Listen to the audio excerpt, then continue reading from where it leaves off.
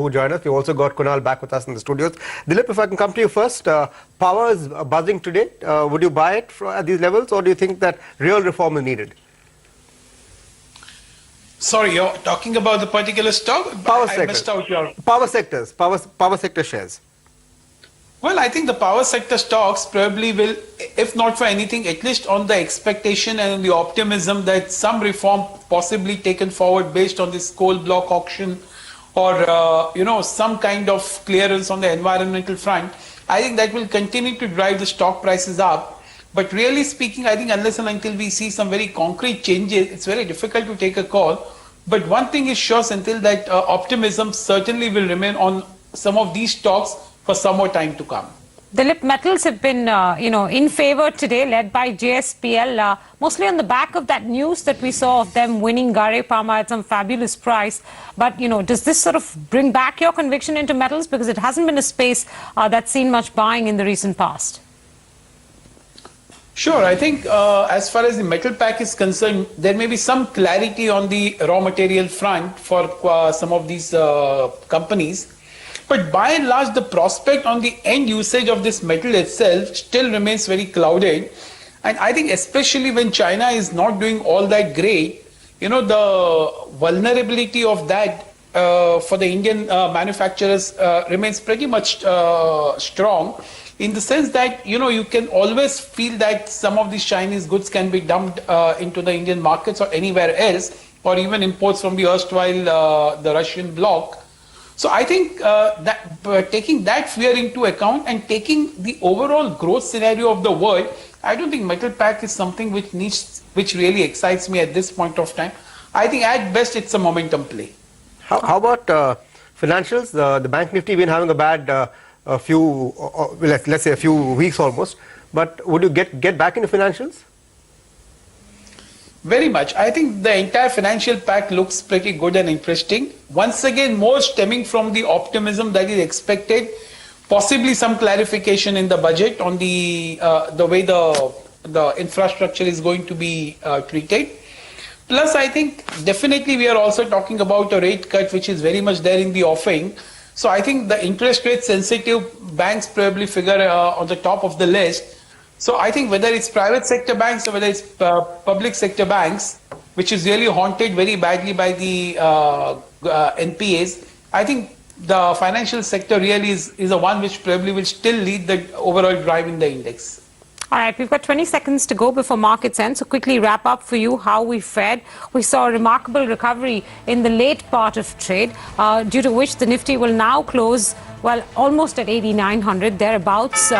29 or 30 points higher. The Sensex up almost 144 points at 29,464. So that's a gain of about 0.3 to 0.4% on the frontline indices. Now, on the gaining side of things, it was metals that had clearly by far the best day, led by JSPL, Sesa, which was a late bloomer in terms of trade, Hindalco, and then Tata Steel as well. You had a bunch of other stocks do well. For instance, Tata Power that zoomed up in the last 45 minutes. And then stocks like NMDC, some IT stocks doing well in trade today, led by TCS, and I think Infosys also up about 1% or so. On the losing side, you had two clear trends. That is PSU banks that continued to end the day lower, which is PNB, Bank of Baroda, and SBI, and cement, which had a weak day today. So Grasim, Ambuja Cement, Ultratech Cement, ACC, they all ended with between 1 to 2% losses. So that's how the day panned out, at least for the large caps. Santhul? Well, 1% was the gain that we saw in the mid caps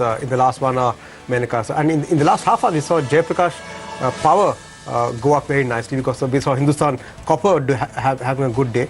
Rolta did pretty well in the last half an hour or so. Adani Enterprises did pretty well in the last half an hour, up about 2.5%. Crompton Greaves had a good half hour, up about almost 2%. Balrampur Chini, Tata Sponge, Hindustan Organics, all of them had a pretty decent last hour. Karnataka Bank, the banking generally did badly, but in the last half hour or so, you saw some pickup coming there even in mid-cap banking as well. But if you were to pick a sector today, that was clearly the winner, at least in the second half, it was power. Power, I mean, look at all the mid-cap power stocks also. They just flew back into the green or did really, really well in the last hour or so. So you've got a bunch of stocks like JP Power, Adani Power, all doing very well in trade in the last half hour, you know. I mean, all of them benefiting from that big surge in power stocks. Kunal, why power? Yeah, I think, I think a couple of stocks which have come out, beautifully. I think Adani Power has come out about the 200-day moving average. And I think, that's one of the good signs because, I think, just to give an example, I think a couple of days back, Suzlon, which was trading below the 200-day moving average, it languished, I think for at least 3 to 4 months below this critical, trend line.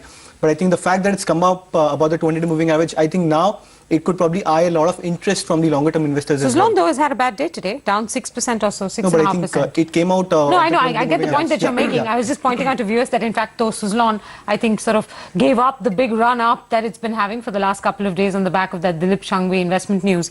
And today has given up some of those gains, down about 6% or so. But, Dilip, I know we discussed power with you up front, but again, I come back to the fact that it's not clear why we're seeing this big rally in power stocks. I mean, it encompasses NTPC, Tata Power, Adani Power, all kinds of power plays. So maybe, Menka, a combination of factors, maybe some more clarity on the coal front probably is what is being expected. I think some more clarity on maybe the environmental clearance or somewhere some of these projects have got stuck up. I think coal, of course, is a very big issue for them. But I think overall, there's a little more optimism, which in a way, I would call it a little nebulous, very difficult to really identify. But still, I think the overall optimism still prevails on the power front. Okay. The fact that JSPL got it at 108 rupees per ton perhaps is indication that that's the way. Didn't Nigel just run you through the numbers? There were a bunch of companies that got it at 700 and 1,000. So, I mean, in fact, it raises an interesting question mark on how did JSPL manage to get it at 108 when others have paid 700 and 1,000. What great winning bid strategy were they able to play? That's the more interesting debate here, as opposed to that being the reason why power... We explain in hindsight. We try and explain in hindsight. I know. Suzlon's sort of given up some gains. Do you see Suzlon continuing to gain from here on? Dilip, is your expectation that the stock, that re-rating in the stock will be even bigger? Sure. I think in the longer run, probably Suzlon will merit a relook. I think largely it will come from the expectation that probably the debt scenario, probably the problem which it faced, it gradually will ease out. And more important, with the induction of Mr. Dilip Sangvi, I think there will be a lot of fiscal discipline that will come into the company, which is what really derailed the company's prospects. Otherwise, they were the ones who were doing pretty well and they were in a pretty good sector. So going forward, maybe some of these things will really help the company for a good re-rating. So yes, on a longer term basis, it certainly merits a look. Also because even from the Indian government's point of view, this renewable energy is going to be a priority on an overall basis. Defense, anything to do with defense, if the slight whiff of defense has had a good 1 week or so, how do you distinguish between what can really go up and what is just speculation? Sorry, is that the question for me? Yes, Dilip, yeah, that's a question for you. Well, I think in defense, there is certainly a lot of talk about how the government wants to make it a priority because defense on an international basis is a big industry. So probably if you are eyeing it, maybe the government has something up its sleeves. But more important, I think it will be how these things are going to be rolled out, or is it just going to be in bits and pieces, which is not becoming very clear. So I think there are very few stocks which you can really play in, which can be a direct beneficiary of this particular thing. So the most obvious choices could be that BEL and Astra Micro and maybe BEML to some extent. But there could be a lot of indirect plays which can spur a lot of activity. So which could spill on to something like a Larsen Toubro or maybe a Bharat Forge or maybe some of the automobile industry. So it's very difficult to play, but I think it's better to stick to some of the indirect plays that may actually benefit the other industries which also would be doing well for their own reasons.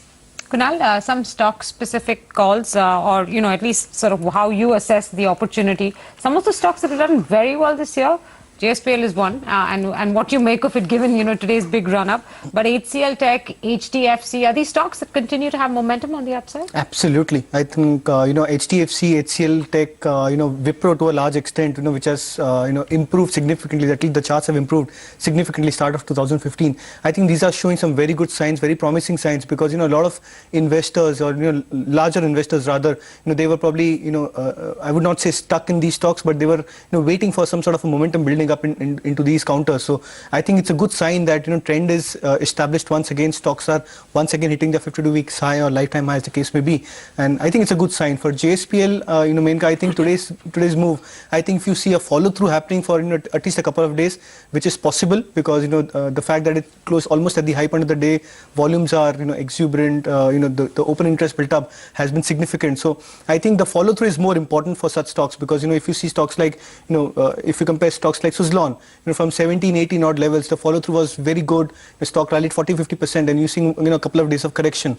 So I think the follow through is more important for deciding whether the stocks have really come out of that bottom or that bottom formation, and whether the minor uptrend or a larger uptrend could actually continue in these stocks. Sesa, just wanted to add to that. Even Sesa has done really well this week, this month, this year. I think the larger pattern for Sesa is still under a bit of a question mark, because I think even after today's up move of around 6 to 7%, the chart patterns are not indicating significantly. I think the volumes are still way below what could probably have been for the other metal stocks. So I would probably give a couple of days more, probably give it a second weightage, or as compared to the other metal names, just for a trading bet. I would look at Tata Steel, Hindalco, JSPL in that order, and then probably once I finish off the trade there, then I will probably look at Sesa as a second bet. Pipavav Defense up almost 100% for the year. Part of it on news, part of it on news expectations. So, can you take a technical call on that? Yeah, I think in terms of technical, it's broken a swing high. Weekly closing is important. So I think if it sustains this 79, 78 kind of a mark by tomorrow, I think it's a good enough confirmation from a technical point of view, and probably we may expect the momentum continue. It's rallied significantly, but I think the major part is how does the momentum or the trend follow through happen. So I think the next week, which is a more significant week in terms of event building up for many of these stocks, I think if the stocks don't damage, or you don't see a major correction happening, at least a consolidation also is a good enough gesture for these stocks. So I think Pipavav has come out of its longer term consolidation. It's broken a swing high, so I think I would probably risk a trade over here. So I think if it holds on to 78 tomorrow, I could probably take a bet of at least 85 to 90 from a short term perspective. Dilip, final quick question, 10 seconds. Are you counting on 9,000 next week before the budget? Very frankly, Menka, I won't be surprised. I think the pre-budget rally probably is still gaining momentum, and it has still not lost out on the steam. So, and being the maiden budget, I think one should expect is what my belief would be. So I think, yes, I think the pre-budget rally would play out. All right. Thank you, gentlemen, very much for joining us. Dilip, Kunal, thanks very much for being in studio. We come back. इसमें खुशबू है मिठास की